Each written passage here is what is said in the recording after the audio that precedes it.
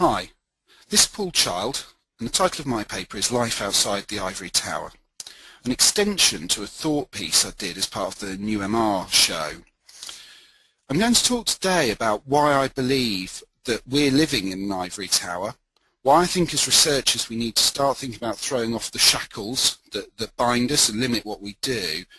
But I'm also going to talk about actually how we get there and how we can do that with some practical examples or some seeds of ideas as to how we could potentially do a bit more with what we have at our fingertips. The image you see in front of you is the Tower of London, famously a prison for many of Henry VIII's wives on the banks of the Thames.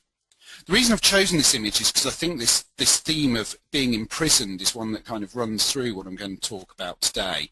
And it's an image that I think should stay with you as we talk about how we can actually broaden our horizons. In the next 20 minutes or so, I'm going to take you through the what, the why, and the how of life outside the ivory tower. I'll start by outlining what I mean by an ivory tower, and why this has become so prevalent in the world of research, in my opinion. I'll then go on to talk about why it matters, and why we need to break habitual patterns of behaviour and embrace new ways thinking about what we do. Finally, I'll talk about how we can start to bring other influences into our everyday work, and how forward-thinking researchers are already being influenced by these ideas. One of the latest examples being Kantar's use of information is beautiful and running a competition to actually find the best looking data that's out there. But first of all, I wanted to talk a bit about food camps. I don't know how many of you are familiar with the concept of the food camp. They've been run on and off for the last 10 or so years by O'Reilly Publishing, and started as a bit of a joke between Tim O'Reilly and Sarah Wing, born out of a conversation about what an unconference might be, or what a gathering of like-minded individuals could look like. Food camps happened on the west coast of the US at a time when all sorts of new technologies were exploding. People like Google and Facebook and other key players in the market like Zynga all emerged from a very sort of small area. And part of the thing that they did was to be able to share ideas and get together with people who had different points of view, different core values, and also worked in completely different areas. Food Camp emerged when O'Reilly found that it had a whole load of real estate sitting pretty empty due to some of the cuts that had been made and some of the kind of effects of an economic shrink. And what they did was they turned the campus over to an open invite to people in the area, people who are in those kind of key organisations, to actually just come, pitch their tent, and for a few days basically build an agenda as they went. Get together throughout the day, have some organised sessions, some impromptu gatherings, give people Wi-Fi, give people access to data, give people laptops, and actually take them through the process of coming up with ideas, working with data and working collaboratively to do things. At the end of the day, they'd have what were called Ignite sessions where they'd all present back to each other and use that to further their thinking and broaden their approach. And the tales that come out are tales full of enthusiasm and excitement, and also really built on an idea that actually problems were being solved and ideas were being taken forward. I think this could offer a real spark of an idea for researchers. I don't think we talk to each other enough, but also we don't talk to people outside our sector enough to understand the different things that go ahead. But of course this is all well and good, but far easier said than done. Why have I chosen the Tower of the title? Well, for too long I think that research has been an insular and inward-facing industry, and that we've not looked for inspiration enough outside the immediate environs of research and researchers. As a result, I'd suggest we're almost suffering from institutionalised Stockholm syndrome. What brings me to this dour conclusion? Well, let me try and illustrate the point with some examples.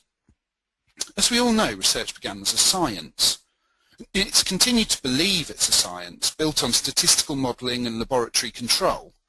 and what an industry it's become, from practically non-existent 100 years ago to a $30 billion industry in 2009, according to NewMR. But only only a tiny fraction of that growth has come through innovation. In a world which has seen so many scientific certainties challenged or destroyed, and so much upheaval in both social and economic terms, many of the basic premises of research remain intact. But is this proof of the infallibility of research, or evidence of us not moving on with what we do? I believe it's symptomatic of our origins in science, an over-reliance on statistical certainties, and an overly dogmatic approach to seeking answers.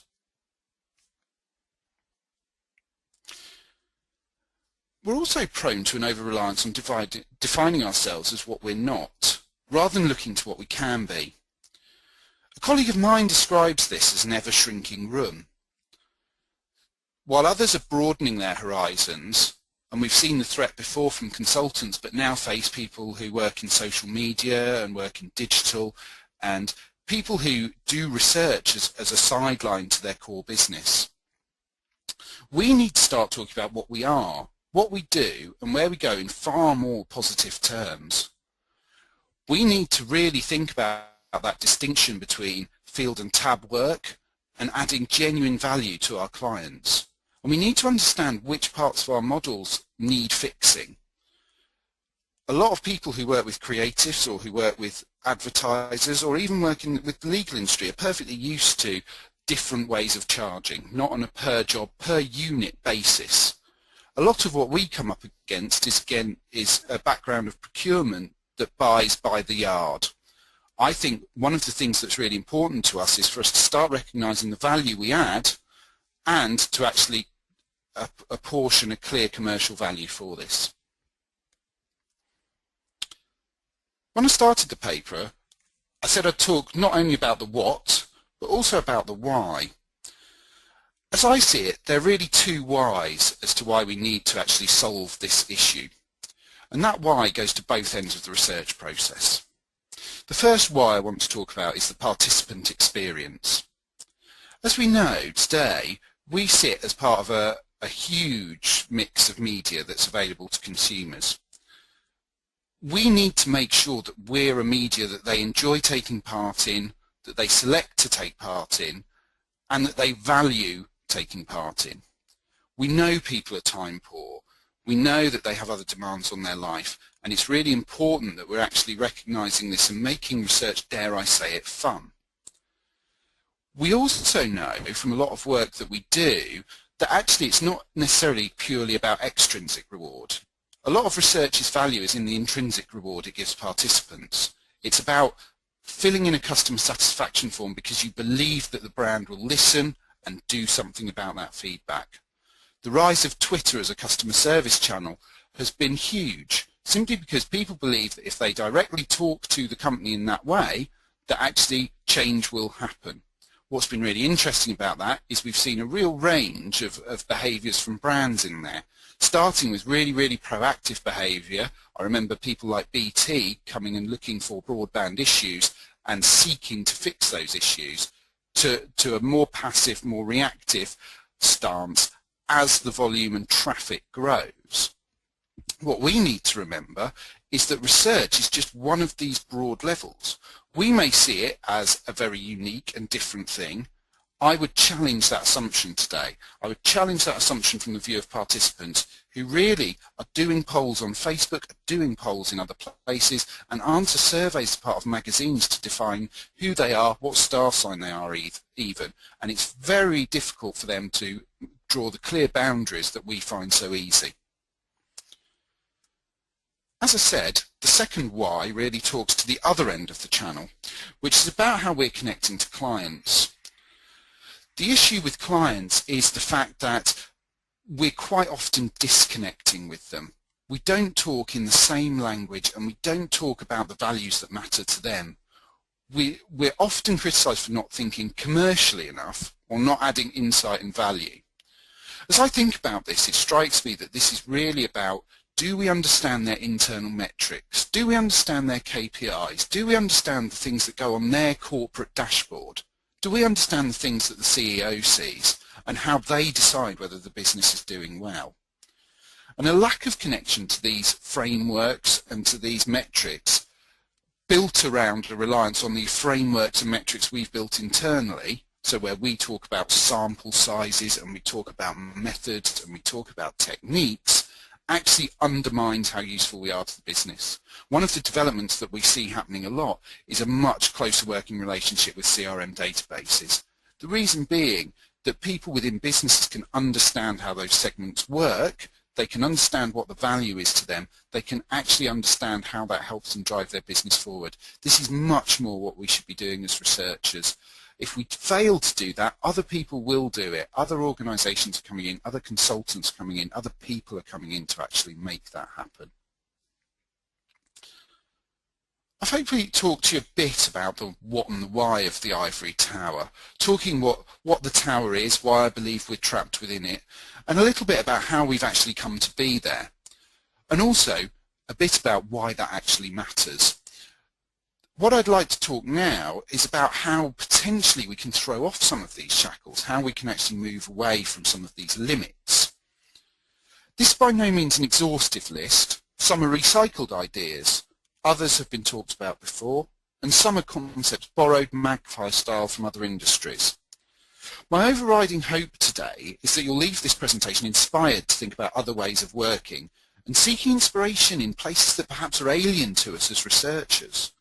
Some are big, some are small, some are incredibly challenging, others I think could be really, really quick wins. So as I go through these, I'd really welcome your thoughts on whether you're doing this already, whether you think it's something you could do, whether it's something you don't think would work. I think it's time we opened up this debate and started sharing these kind of ideas with each other. I'm going to deal with the brain bit up front. We talk a lot at the moment about neuroscience and behavioural economics, not least because a lot of bookshelves are bulging under weights of publications to do with them. And clearly, neuroscience, behavioural economics, social media mining indeed, has a huge place for us. The latest thinking in consumer psychology has significant implications for research of the future. I'm perhaps more optimistic than someone like Philip Graves would be about where research can sit in that mix. A lot of what we do has to understand the context of these latest developments, but at the same time it can work within them, it can complement them, and in some ways it can actually ape what they do. As you'll undoubtedly be aware, I work in a company that specialises in communities, and it's been my specialism for the last somewhere around 3 years now. I'm a great believer in the idea that some of the techniques from behavioural economics, which are about observation, can actually be replicated to an extent through communities. But not only can we do the observation, we can actually talk to people beforehand about their expectations, we can observe them in the act, and then we can talk about how that was perceived afterwards. When you marry that against current thinking in consumer psychology about how people interpret and use their imagination and some of the aspects of evolutionary psychology as to why that makes sense, actually you get a perfect storm that can really help our clients develop their thinking and to understand why the service matters, why primacy and recency are so important, why emotional motivation is so important. All themes we've been talking about in the industry for quite a long time, but I think part of our issue, and I'll come on to this in more detail, is actually our lack of framing and our lack of making compelling arguments because we don't really know how to actually talk to our clients and our contacts about these.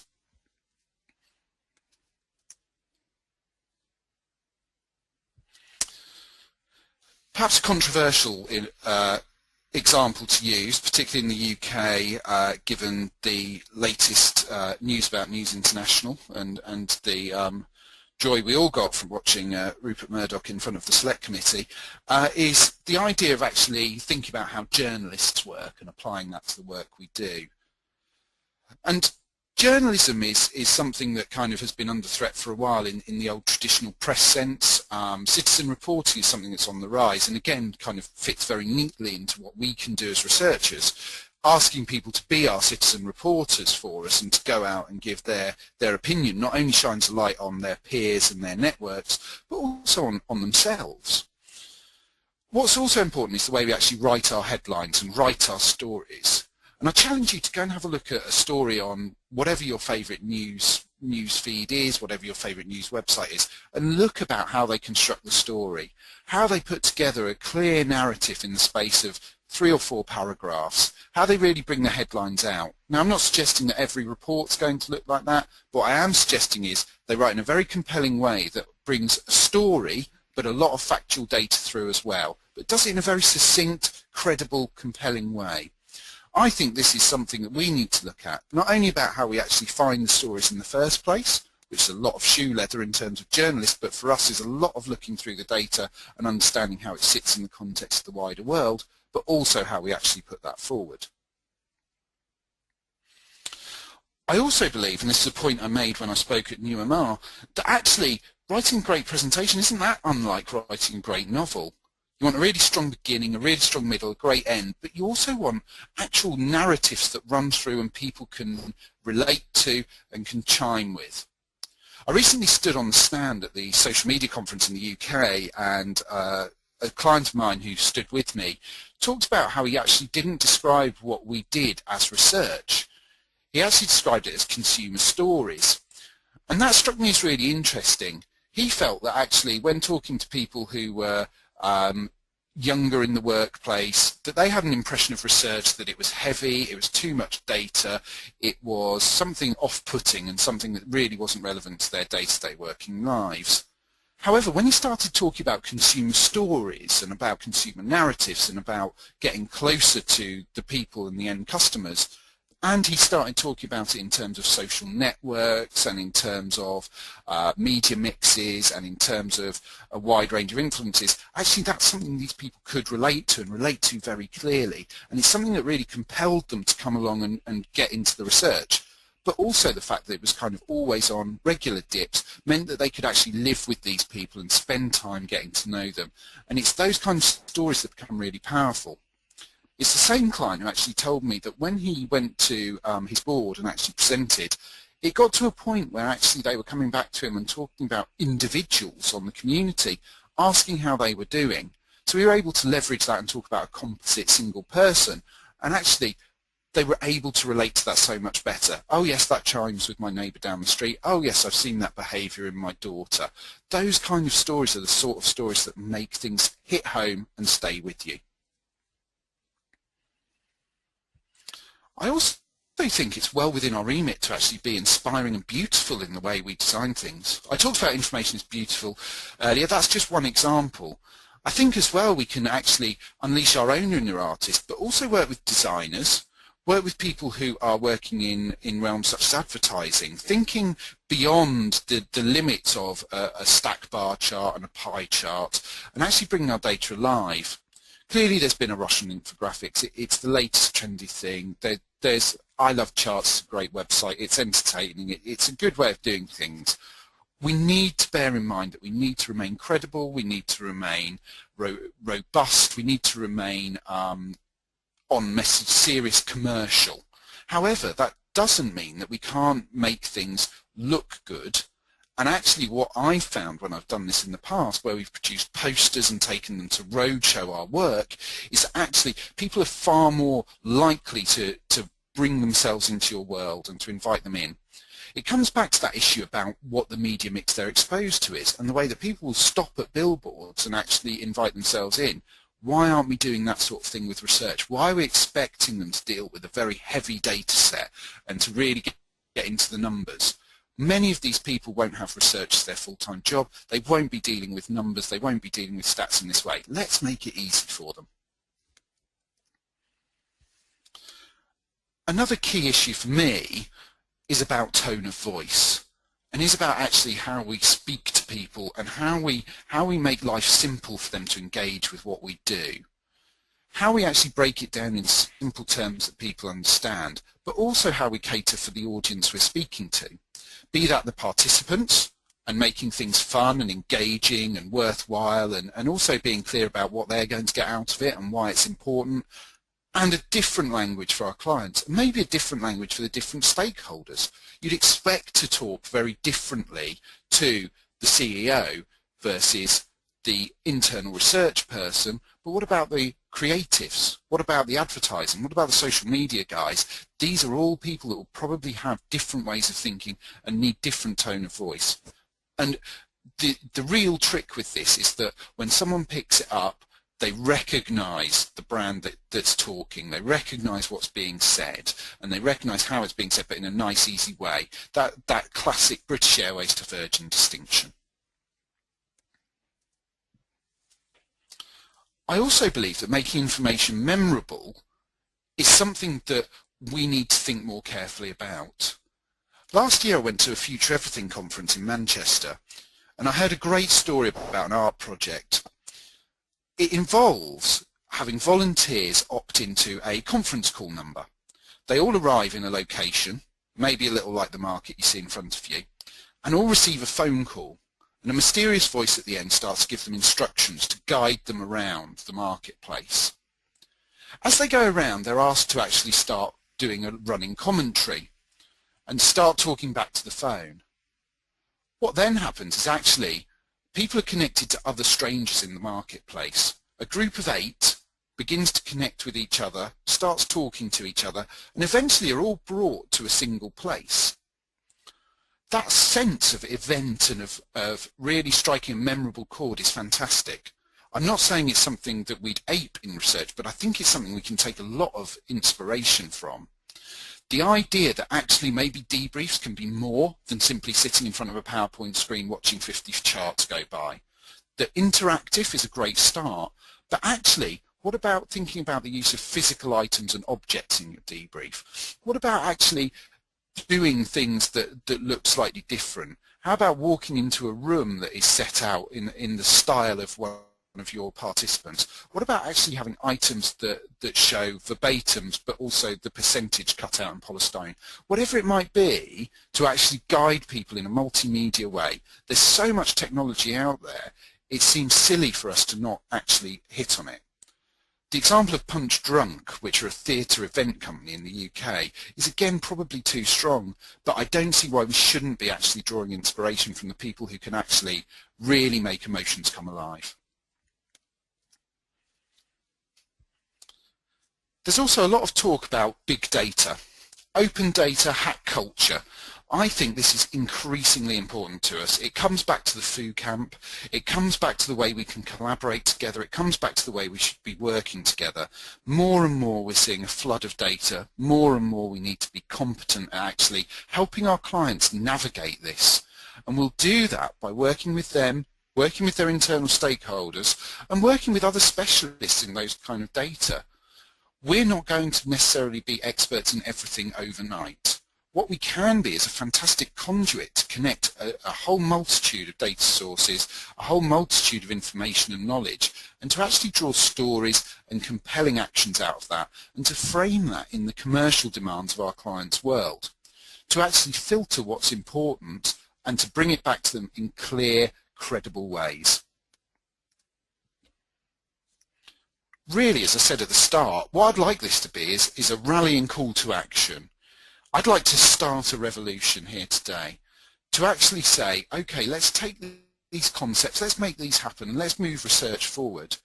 Let's not just be about reporting big decks of data, let's be about making our work exciting, informative, compelling, credible. Let's make the participant experience fantastic.